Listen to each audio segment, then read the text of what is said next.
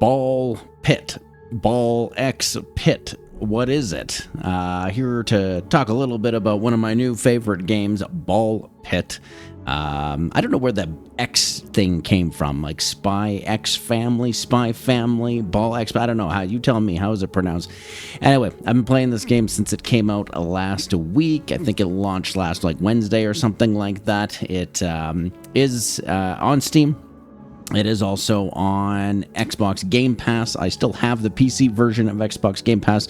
I am one of the 5% of remaining subscribers on Game Pass, but it's actually still an okay deal on PC. Anyways, I had heard some discussion about this game a little bit in some of the gaming podcasts and stuff that I frequent, but genuinely I didn't know what it was, but I had some time to kill in between last week and the release of Ninja Gaiden 4, so hey, let's check out some Ball Pit, and lo and behold, turns out I actually really am enjoying this game a lot. It is brought to you by Kenny Sun. He is the developer. Don't know much about him. I was just reading a little bit about him on his bio. He's a developer based in Brooklyn, New York, and he also was the creator of Mr. Sun's Hatbox. I didn't play that myself, but I know that did receive pretty good positive reception when it launched as well, so you may already be familiar with some of his works. And it's published by Raw Fury, who brought you such gems as Blueprints, Cassette Beasts, Norco, things like that. So Raw Fury, pretty decent track record of putting out some pretty decent games. But I thought I'd just give you a quick overview and let you know kind of some things about it, and maybe this is something that you're interested in checking out. Essentially, what is it? I mean, it is a roguelite, and I've said this many times in my streams and stuff, I'm not the biggest fan of roguelite games. It's not a genre that I tend to gravitate towards too, but there's a handful that I have enjoyed. I've enjoyed games like Hades, obviously. I was a huge fan of Balatro last year, and love card games and things like that. And I did play a decent amount of Vampire Survivors, but I wouldn't say I was like in love or like a hardcore Vampire Survivors guy or anything like that. I just enjoyed the game, played it a decent amount. It was good. And surprisingly, I will say this game, if out of all of those things, reminds me the most of Vampire Survivors.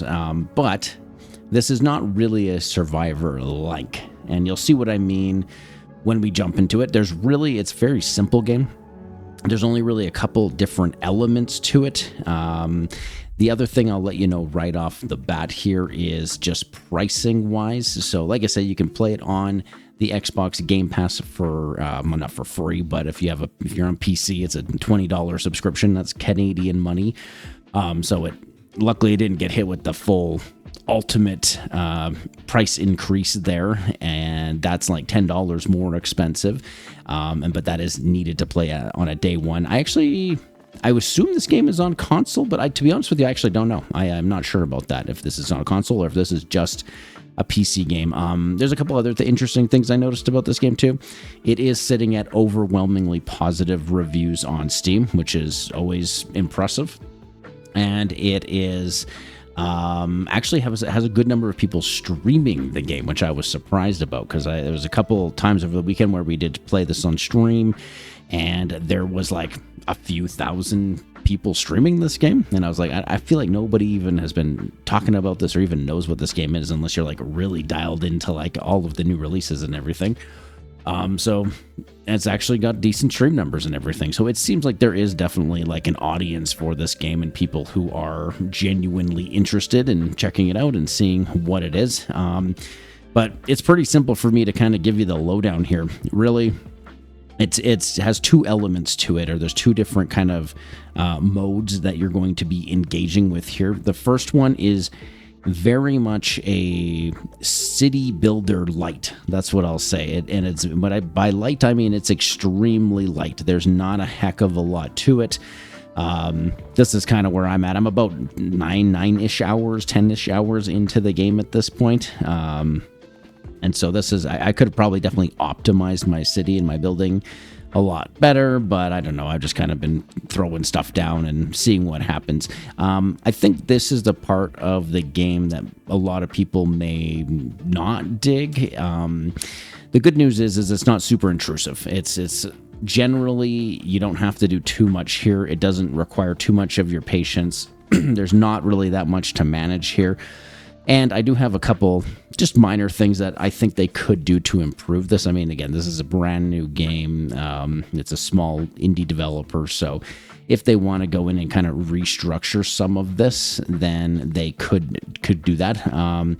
And I will say this gives me big Loop Hero vibes, especially this particular aspect of the game. So I don't know if you played Loop Hero or not. That also was kind of like an idle roguelite where your guy would kind of go around in a circle, and you'd have to build up your little town and cities, and it would be like a tile-based thing. So you'd put down your tiles, it would give you so many resources, and you upgrade your weapons and armor, and you kind of keep going around and until you die or you beat the level or whatever.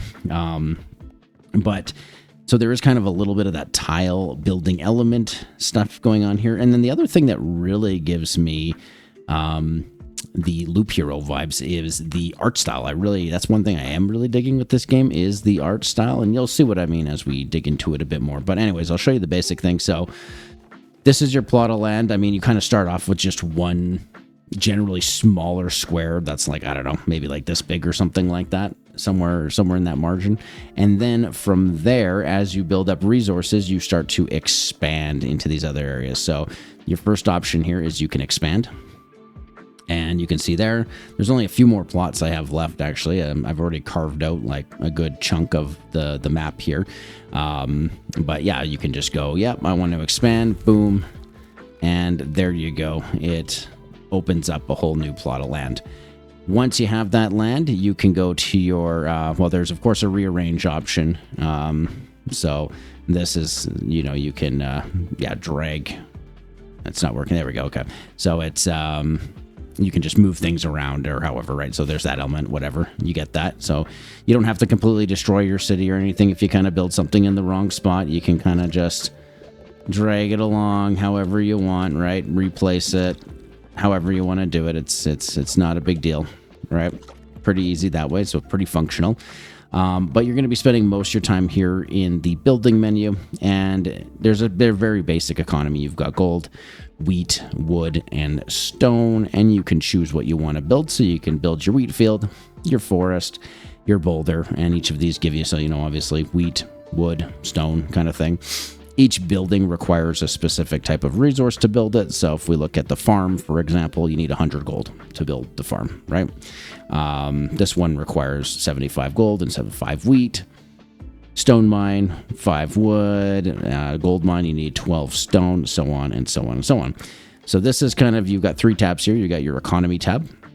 So this is all the stuff that if you put down a building, it'll have different functionalities, right? It'll all do different stuff for you. So if we look at it, just watchtower, for example, increase the harvest clock by 2 seconds, right? So it gives you a little bit of a buff there. We could look at something like, what's a good example? Like this one here. This is my stone mine.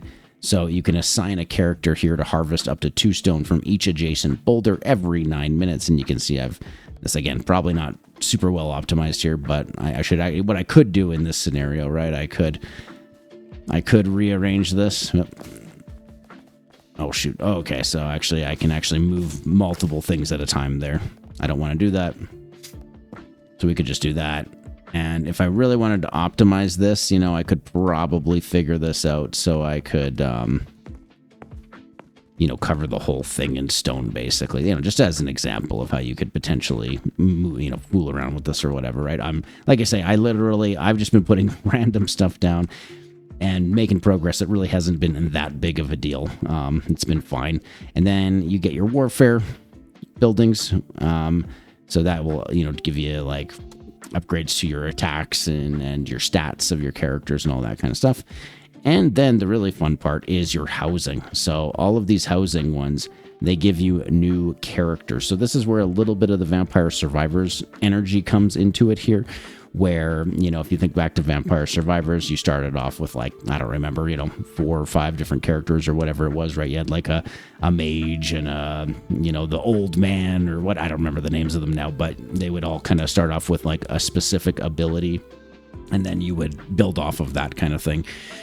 So that is exactly the same idea here. The only difference is to unlock a character, instead of just playing like through the game and unlocking the character, here you actually have to put down a physical building and you have to unlock the building. Now, this is where I think you could have one criticism of it, is just how they've implemented this here.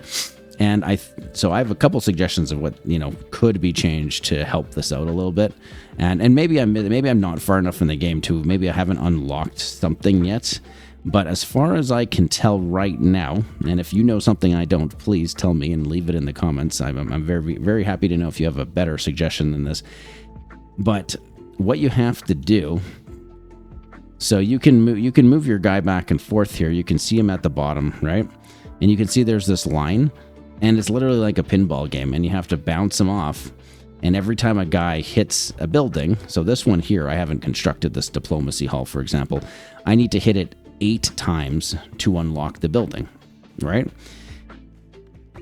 And that can get really, hold on. Yep, there we go. That can get really tricky as you start to build up your town more and more, because it gets really hard to be like, okay, well, what angles do I got to hit this at? And like, you got to get pretty lucky at points in times to kind of get this working. So you can see I have kind of a batch here of unbuilt structures, or maybe I'm upgrading some of these or whatever.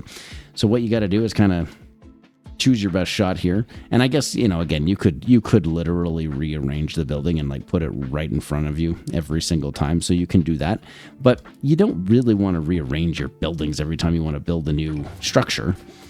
So just as an example, so you can see I'm getting +1, and they will only go so far. Okay, so that wasn't too bad. I got some hits there. So that's basically how it works. And it actually completed the construction of the archery range. So that gives me a dexterity bonus. So that's the one part. The only thing, I don't mind this concept, really. The only thing I just wish is that instead of being able to catapult from this front area, I wish you just had like a perimeter around, and I could just choose like, okay, I want to launch them from this direction or that direction, or like just basically anywhere that's around the perimeter of a piece of land where I've unlocked it, or where I've expanded to. I wish it would just give me the option to just basically work in and around that perimeter, and I think that would alleviate a lot of issues. The other thing I would like to see is some kind of randomly generated material I could pick up when I'm in combat that would give me like the option to assign a point to a building of my choice to construct that building. So it wouldn't drop all the time or anything, but I think it would help, because like, I've got this now. I've hit this 5 times. I only need 3 points for this. Maybe I could save up some of my currency and stuff like that as I'm playing through, and it wouldn't be so much that the pinball thing would be become obsolete. Like, you still need the pinball method to unlock your buildings and stuff for the most part, but just give me some kind of resource so I can like just, even if there's one little point left, I could assign it. Boom, it's done, and I have constructed the building. So that's my thoughts on it. I don't know. Let me know what you think. If you have better pro strategies for completing your buildings. I know one pro strategy you could definitely, this is kind of what I was doing in the early stages, right? You can kind of do like let me show you here what I mean. So you can kind of do like this. I'm just going to move all my constructed buildings out of the way. So you can do something, if you're wondering like, hey, what's a good way to do this? You can do something like, sort of like this. And put all your non-constructed buildings, like, I don't know, whatever, put them in a hallway like this. And then when you rally your guys out into the field, they'll go like bing, bing, bing, bing, bing, bing, right? And you can get them kind of caught into like these little alleyways and stuff. So I don't know. That's kind of what I was doing early on for a lot of these structures. But I'm getting to a point where I'm getting a lot of structures and stuff. So I do think that's just it's a pretty minor thing. There's ways to work around it. Like I say, they make it really flexible and easy to kind of work your village around. So I don't know, experiment, come up with your own creative ways to do it. So this is basically the first part of the game, and it is by far the smallest part of the game. You're not going to be spending very much time here at all.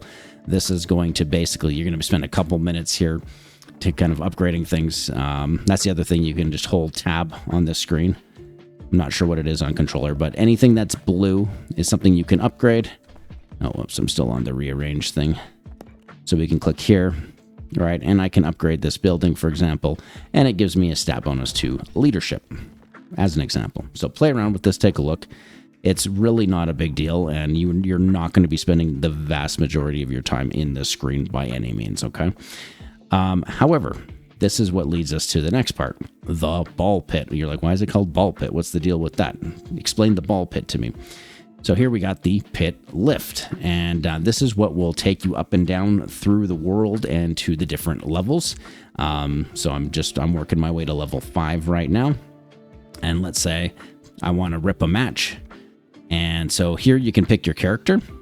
I only got 5. There's still a bunch I have not unlocked yet, so got a long ways to go. And it will always give you like some kind of gold bonus, usually for 1 or 2 characters if you use them. So, for example, this guy here, the Repentant, he has his own individual level, and so he has his own stats. So you can actually go into the stats for each different type of character. You can see what they're good at. So, right, endurance is HP, strength is your base damage, leadership is your baby ball. Baby ball is very fun because that basically is a specific type of item that creates more smaller balls on the field as you're shooting them. Your speed, dexterity, and intelligence, right? So whatever, go through that, check it out. And every character will have their own special power or ability that you start off with. So for this character, he has the freeze ability that he starts off with. And then they also will have their own unique trait as well. So for this guy, balls deal 5% more damage each time they bounce. But when they hit the back wall, they return to the player, damaging each enemy they pass through, okay? We could look at the basic warrior. This is the first guy that you unlock. Default character, well, he doesn't actually have any special ones. Okay, let's look at Itchy Finger then. So he shoots twice as fast and constantly launches balls if any are available. Can move at full speed while shooting, right? So you just got to take a look. What are they good at? He starts right with fire. These guys start with the Brood Mother, which is a baby ball item. This guy, the Mummy or the Embedded, is a poison. So let's see. What does it all look like? Now, I think this is why the game works a little bit better for me than, say, like the traditional Survivor like. And that's because it reminds me of the old school lane shooters, something like an Xavius or something like that, right? If you ever played any of those old school Starship kind of space shooting games where you're flying a spaceship kind of down a laned hallway, that's very much what this emulates. And you have 2 choices here. You can either put it on manual or automatic fire. Personally, for me, I just put it on automatic, and I don't have to do anything. I just literally have to move my guy around. So you don't have to hold down the button or click or anything like that. And as you collect gems in the field, you will level up. So, I get a point to my dexterity here because I've leveled up. And from this point on, I can choose. So I've got an egg sack, and it explodes into 2 to 4 baby balls. I can upgrade the existing ability I have, the freeze ability, or I could go something with the turret. It shoots a baby ball at enemies every 2 seconds. So let's just go with egg sack, and you'll see that more balls will start to appear on the field. Another thing that I enjoy about this is, there is a lot of RNG. This game is definitely an RNG-based game, but you do have some control. So you can see, again, I'm lining up my shot here, and you can create kind of these rally positions where you're trying anyways as best as you can to maximize your damage. So let's take Pressure Valve. I like this item a lot. This actually makes enemies explode upon death. I will say, at least in my experience, single target based abilities are not nearly as good as AoE based abilities, and I'm sure you could see why, because the field's getting crowded. The other thing you get, this is, I guess, similar to like a treasure chest that you'd pick up in Vampire Survivors. So this will eventually start to do a lot of crazy stuff, but in the early stages, you start off kind of slow. So you do your fission. So this is just going to give us a random upgrade to the items that we have, and it is totally random. Sometimes you will get a bunch of upgrades, multiple upgrades. Sometimes you won't luck out and you'll just pick up one upgrade. It won't be that amazing. Here's another fun one. You can actually do like a minion build. I haven't been able to get a full minion build going, but I've had, I think, maybe like 2 or 3 at one time, and that's been pretty cool. And you can see they come up from the other side here. He's shooting an arrow. So you can start to do pretty interesting stuff with that. And then, again, much like Vampire Survivors, you can see stuff is dropping on the ground. I'm picking up gems.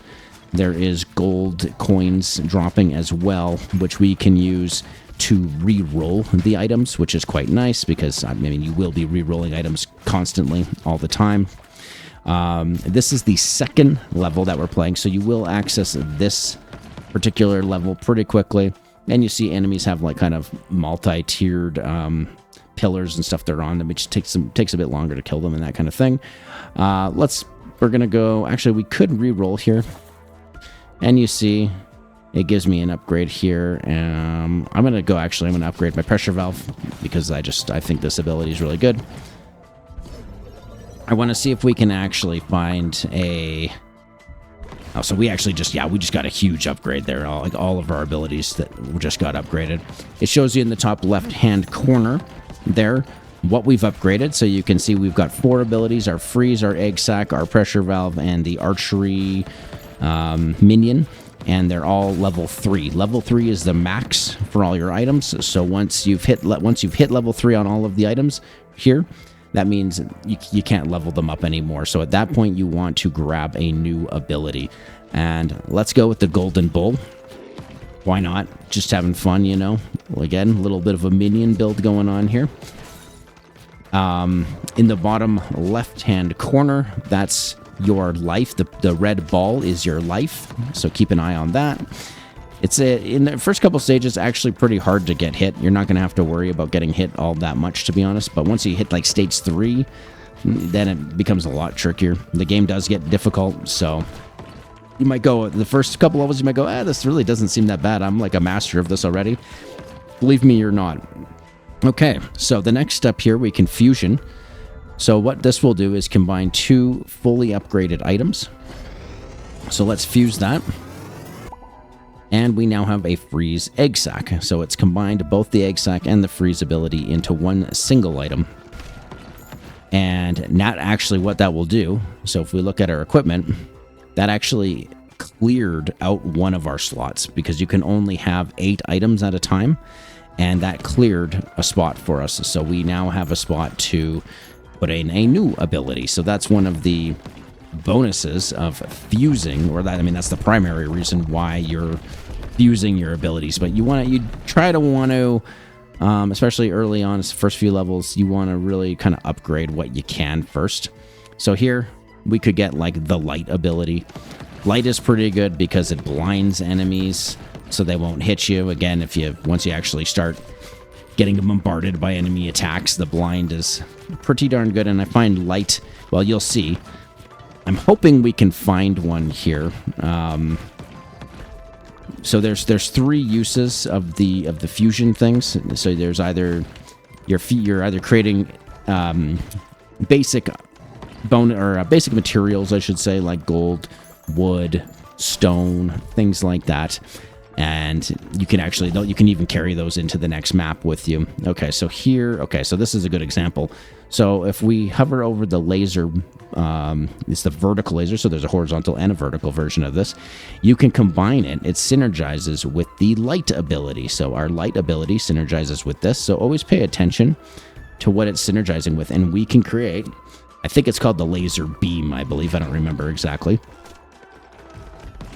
And that's basically what you want to do. That's kind of the name of the game. And as you start to unlock more stuff, you'll start to find different synergies, different evolutions, and you really, it's all about min-maxing, right? Again, very much a la Vampire Survivors, where you really want to min-max your build. Try to get as much stuff going as you can. We'll stick with the laser beam. Let's see if it'll let us do here. Okay, it won't let us evolve yet. I want to show you what the evolution kind of looks like, so you have an idea. I don't love that. Okay, we're gonna go with that one. That's a really good option. We should see an evolution pretty quickly here. Nope. Okay, we've got that. We've got everything mostly upgraded. We should start to hit that pretty quickly here. But you can see as we are upgrading our abilities more and more, it's, you know, we're starting to really wipe out these hordes of enemies. It's making things significantly easier for us. And, you know, this is just a nice, chill game to play on a Saturday morning. You're drinking your coffee, you're having your banana and your granola because your bowels are bothering you from eating too many tacos the night before, and you just want to relax. You don't want to play no multiplayer game or anything like that. That sounds terrible. Okay, here we go. Evolution. So we actually have 3 choices. So we can do the laser beam, and with either the horizontal or vertical, it'll actually upgrade with both. Or one of my favorite abilities, the Holy Laser. You can combine the vertical and horizontal lasers to create the Holy Laser, and it hits out in a row and a column. This is definitely, at least in the early game, and so you'll see, shit's gonna start to go crazy. You can see those big yellow lines shooting out and everything like that. You see that? So that's our Holy Laser there. And, yeah, we'll go Broodmother, sure. The other thing I'll point out, so along this side, on the right-hand side, if you pay attention to this, each round is 15 minutes. There's 3 intervals to each round. So you will go through and then you'll run into a boss at this part, you'll run into another boss here, and then a final boss at the end of the run. And it takes about approximately 15 minutes per run. I don't believe I've seen any runs that are longer than 15 minutes at this particular moment. But yeah, if you're kind of confused about how long a run is supposed to be and like where am I at and everything, I didn't really figure that out until after a couple rounds. It's that right-hand bar on the side there. So yeah, that's basically the game. You can also pick up potions that will heal you, things like that. Oh, I just got the Wretched Onion, which is a new ability I just unlocked, which is pretty similar to kind of like Garlic. In Vampire Survivors, it kind of gives you like an AoE that kind of surrounds you like this. And you can see things will escalate very quickly. It's a pretty addictive gameplay loop. It's very easy to get to. And you can see now we are at the second boss. So there you go. That's basically what this game is all about. If you have any questions about it, please let me know. If you have pro tips and strategies that I'm not talking about here, bring it up. What is your favorite evolutions? What are some of the best combos? I will say, look out for the nuke. That is definitely one. Eventually, you'll be able to make evolutions of evolutions, and things get really out of hand. And that's when the game really starts to shine and go really nutty. So, anyway, hope you enjoyed the video, and please check out Ball Pit. Did I mention price? The only other thing that I'll say, this game is, I believe, $20 or $19.99 Canadian on Steam. So it's not expensive. However, it still is more expensive than a game like Balatro, which launched at like, $12 or something like that. It is definitely a lot more expensive than Vampire Survivors, which launched around the $2. However, I will say the presentation here, I do prefer it to Vampire Survivors. I think this game is very visually appealing for me. I think the music is extremely good. There's a lot of different types of music. There's a lot of different levels, a lot of different enemy types. There's a decent amount of content at release here, it seems. You could probably put a good easy 20, 30 hours into this game and have a good time the whole way through. So that's what I would say about it. Everybody has their own sensitivity to price.